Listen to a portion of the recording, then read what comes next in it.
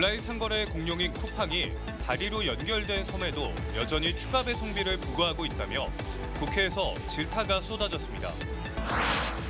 광주에 정착한 고려인 동포들의 건강을 책임지는 무료 진료소가 광주 월곡동에서 7년째 운영 중이지만 민간의 헌신만으로는 한계에 다다랐다는 호소가 나왔습니다. 광주와 전남에서 해마다 보이스피싱 피해가 늘어나면서 지난 3년간 피해액이 1,000억 원을 넘었습니다. 광주의 한 파크골프장이 수차례 원상복구 명령에도 이행을 하지 않자 구청이 강제 철거에 들어갔습니다. 시청자 여러분 안녕하십니까? KBC 8시 뉴스 시작합니다. 온라인 상거래 공룡인 쿠팡의 수수료는 10%가 넘고 정산 주기는 60일에 이릅니다. 과도한 수수료와 상대적으로 긴 정산 주기로 농어민들에게 큰 부담을 주고 있다는 비판을 받고 있는데요. 또 연륙섬 소비자들에게 추가 배송비를 여전히 부과하고 있어 국회에서 질타가 쏟아졌습니다. 정지용 기자의 보도입니다. 서삼석 국회의원은 국정감사장에 출석한 박대준 쿠팡 대표에게 쿠팡의 수수료가 10.6%로 경쟁사에 비해 3배 정도 높다고 지적했습니다. 또 정산 주기는 60일로 타사의 20배에 이른다며 쿠팡을 통해 물건을 파는 영세 농어민들에게 큰 부담을 주고 있다고 개선을 요구했습니다. 서삼석 의원은 독자적 배송 시스템을 갖춰 타사와 비교할 수 없다는 쿠팡의 주장은 불공정 행위로 인식될 수 있다고 경고했습니다. 이 또한 독점적 시장을 형성하여 우월적 지위를 이용한 불공정 행위로 비춰질 수밖에 없다라는 게 본 의원의 주장입니다. 서삼석 의원은 또 다리가 놓여 육지와 연결된 섬 고객들에게 추가 배송비를 받는 것은 상식과 사회 통념에 배치된다며 소비자 기만 행위를 멈추라고 질타했습니다. 서 의원은 지난 23년 개선을 공고받았는데도 쿠팡은 여전히 부과하고 있다며 강력 대응을 요구했습니다. 쿠팡이 추가 배송비를 부당하게 받아간 내용에 대해서 주도 면밀하게 다시 조사를 해서 환수 조치를 해주시기 바랍니다. 그렇게 하시겠습니까? 예, 챙겨보도록 하겠습니다. 이에 대해 박대준 쿠팡 대표는 중개거래 부분에서 추가 배송비가 부과되고 있다며 다음 달 초까지 개선하겠다고 말했습니다. 또 수수료는 상품 가격이라 즉답이 어렵다면서도 정산 주기 단축은 약속했습니다. 구매 확정 다음 날 정산을 받을 수 있는 프로그램을 이미 좀 시행을 시작했고요. 계속 확대를 해나가도록 시스템 하겠습니다. 개발을 온라인 상거래 업계의 공룡으로 군림하는 쿠팡. 국회와 소비자들의 개선 요구에 적극적인 대응이 아쉽다는 평가가 나오고 있습니다. KBC 정주영입니다. 광주 전남에서 캄보디아로 떠난 가족의 연락두절 신고가 잇따랐습니다. 광주경찰청은 올해 1월과 지난해 9월 캄보디아로 출국한 30대 광주 시민 2명이 실종됐다는 신고를 오늘 접수받고 수사에 나섰다고 밝혔습니다. 앞서 광주 광산경찰서와 서부경찰서도 지난해 11월부터 올해 6월 캄보디아로 출국하거나 태국에서 캄보디아로 건너간 가족이 연락되지 않는다는 신고 3건을 접수해 행방을 파악 중입니다. 전남 광양경찰서와 여수경찰서도 캄보디아 실종 신고 3건을 접수받아 수사 중입니다. 광주광역시가 역대 최대 규모로 추산되는 2,300억 원대 세수 결손을 낼 것으로 보여 긴급 세출 구조조정에 나섰습니다. 광주시에 따르면 올해 세수 결손이 지방세 1,400억 원과 지방교부세 540억 원, 세외 수입 240억 원 등 총 2,230억 원에 달할 것으로 전망되며 광주시 재정 운용에 비상이 걸렸습니다.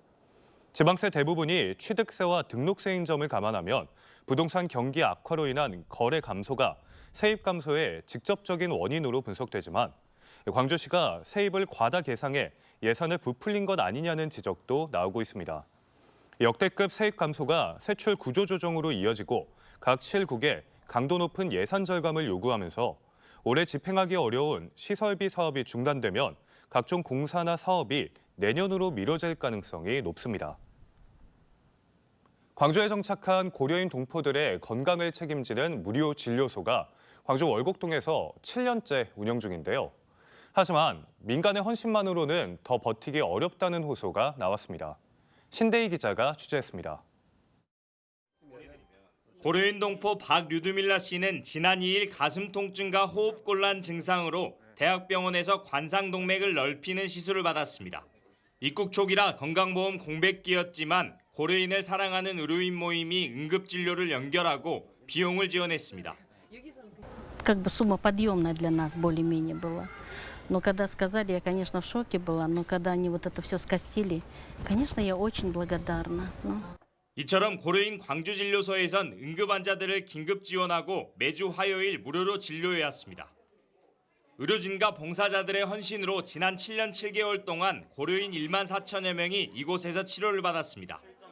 매년 최소 운영비로만 6천만 원이 넘게 드는데 광주시의 지원은 연 2천만 원뿐이라 운영비 적자가 날 수밖에 없습니다. 치료비라든지 아니면 약제비를 시에서 만약에 지원을 해주신다면 좀 더 많은 고려인들한테 도움이 될 것 같습니다.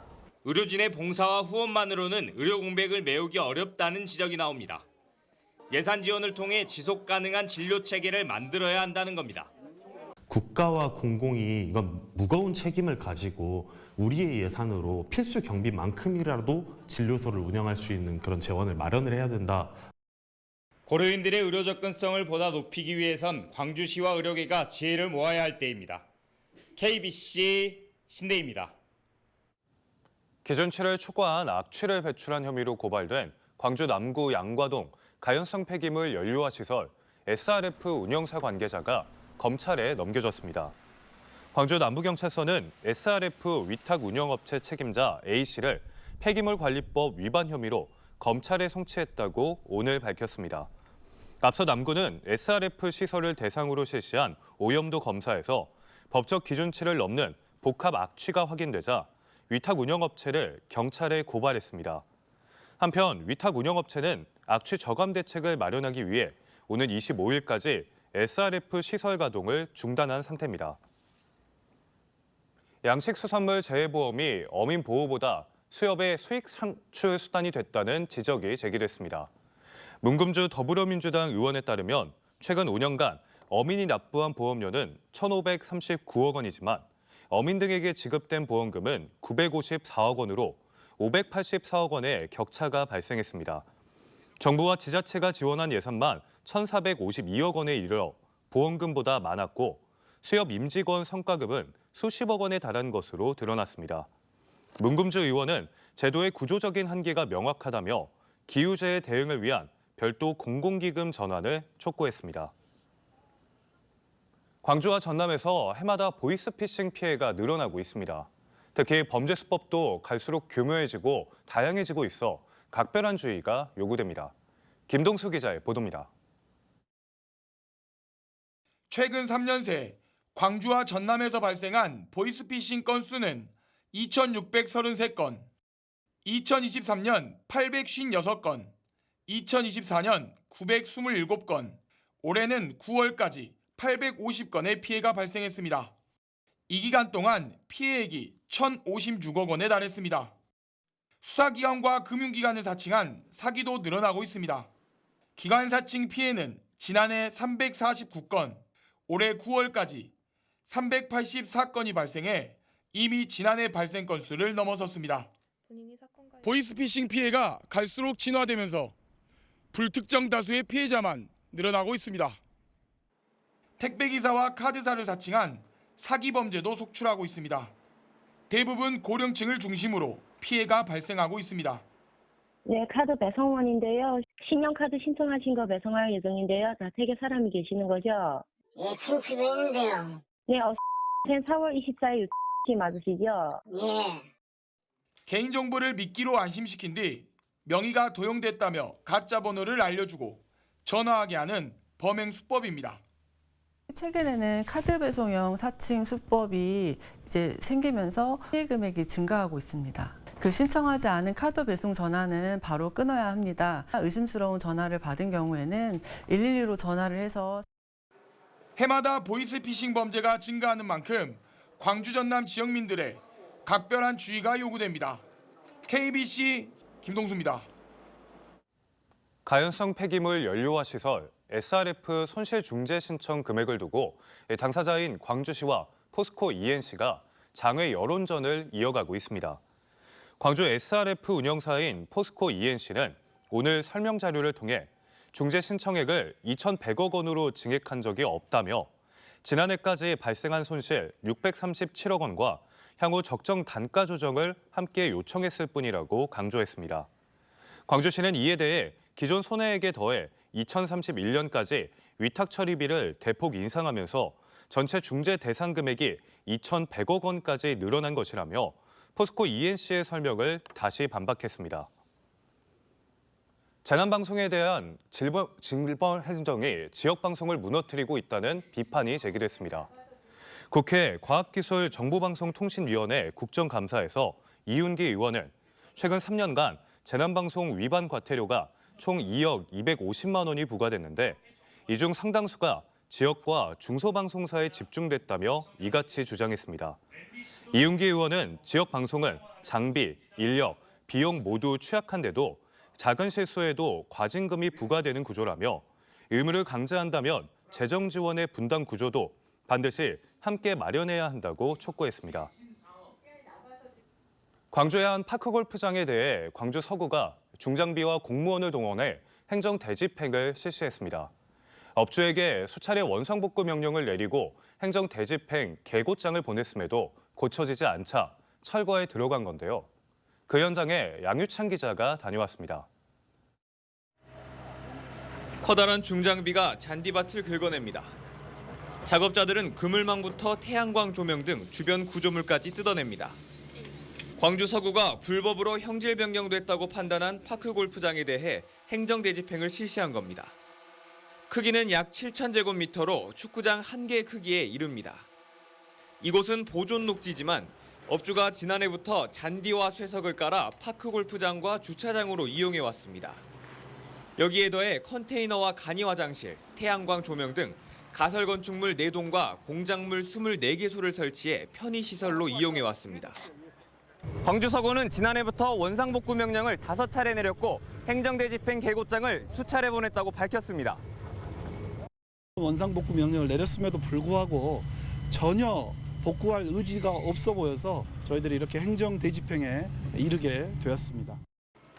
업주는 지난 2023년 잔디를 깔면서부터 올해까지 3에서 4억여 원을 들였다며 경찰에 서구를 신고하겠다고 밝혔습니다. 내가 얼마나 억울하고 분통 터져. 아니 내가 이 법을 안 했는데 다 고발할 거예요 나도. 서구는 이번 행정대집행을 계기로 불법 형질 변경이나 불법 스포츠 시설에 대해 정기 점검을 강화하겠다고 밝혔습니다. KBC 양유창입니다. 보성군과 보혜양조는 오늘 보성 녹차산업 발전 및 상생협력 업무 협약을 체결했습니다. 협약을 통해 보혜양조의 입세주는 국내 최초로 보성 녹차를 활용한 녹색 콘셉트 소주로 재탄생할 예정이며 농가에는 안정적인 판로가 확보됩니다. 김철우 보성군소와 조영석 보혜양조 대표이사는 우수한 지역 자원과 기업 역량을 결합해 안정적인 판로와 혁신 기회를 창출하며 보성 녹차의 산업 확장을 추진하기로 했습니다. 보성군은 전국 녹차 재배 면적의 35%를 차지하는 최대 녹차 산지로 연간 약 5천 톤의 생엽을 생산하고 있습니다. 광주의 대표 축제인 광주 추억의 충장축제가 오늘 금남로 주무대에서 개막쇼를 시작으로 5일간의 일정에 들어갔습니다. 이번 축제는 충장축제 22번째 이야기 추억의 동화를 주제로 기존 추억이라는 정체성을 확고히 하며 전 세대가 공감할 수 있는 동화라는 주제를 더해 관람객들을 초대할 예정입니다. 축제장 곳곳에는 7, 80년대 거리를 그대로 재현한 추억의 테마거리가 마련됐고 축제 기간 동안 아시아 국가의 문화놀이 등을 체험할 수 있는 아시아 컬처 스트리트와 충장 발광 나이트, 충장 퍼레이드 등이 마련될 예정입니다. 광주 전남의 저소득층 학생과 위기 학생을 돕는 학교 교육복지사 배치율이 저조한 것으로 나타났습니다. 국회 교육위 소속 문정복 의원이 교육부로부터 제출받은 자료에 따르면 광주는 전체 320개 학교 가운데 28%인 91개 학교에 전남은 830개 학교 중 12%인 100개 학교에만 교육복지사가 배치된 것으로 파악됐습니다. 교육복지사는 저소득층 학생과 위기 학생을 대상으로 정서 지원과 학습 지도, 지역사회 자원 연계 등을 수행하는 사회복지 인력입니다. 도시철도 2호선 공사로 붕괴 위험에 노출된 건물에 사는 주민들을 상대로 설명회가 열렸습니다.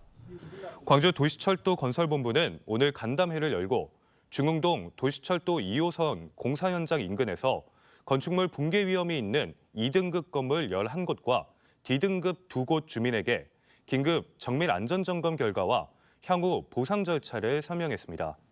주민들은 수년 전부터 건물에 균열이 생기는 등 위험이 발견됐음에도 본부는 점검조차 하지 않았다면서 적절한 이주 대책과 보상안을 제시하라고 성토했습니다.